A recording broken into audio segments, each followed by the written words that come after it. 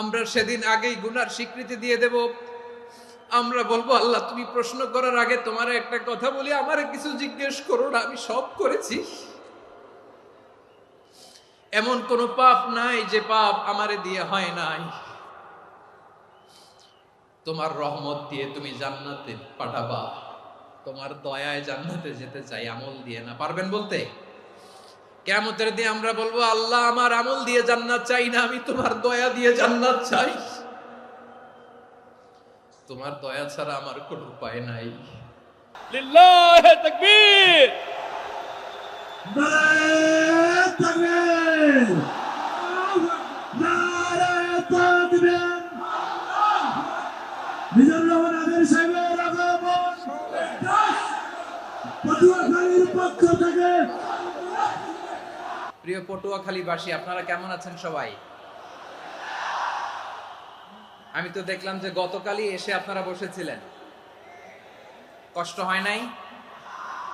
সারাদিন খাওয়া দাওয়া করতে পেরেছিলেন তো? নামাজগুলো সময় মতো পড়তে পেরেছেন? মাশাআল্লাহ, মাশাআল্লাহ। আল্লাহ তাআলা কবুল করুক, আমরা পড়ি আমিন। আপনারা শুনেছেন যে প্রতিটি বিভাগে আমরা একটি করে প্রোগ্রাম দিচ্ছি, একবার করে সফর করছি।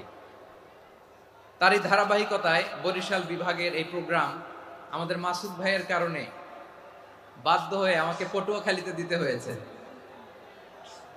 মাসুদ ভাই এমন ভাবে ধরেছেন, রিকোয়েস্ট করেছেন, সেটাকে ডিনাই করার, রিজেক্ট করে দেওয়ার সুযোগ আর হয়নি। আলহামদুলিল্লাহ।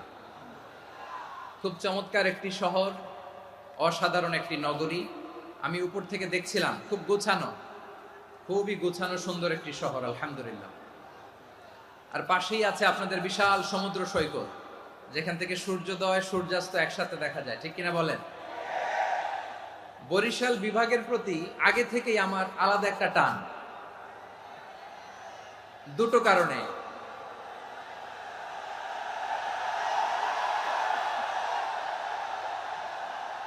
আলহামদুলিল্লাহ, আলহামদুলিল্লাহ, মাশাআল্লাহ।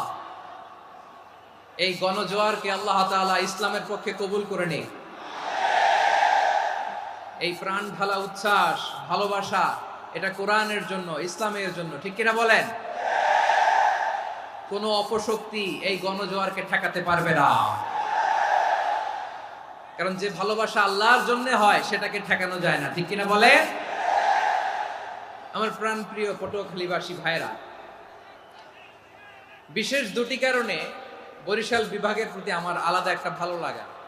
এর কারণ, এই অঞ্চলে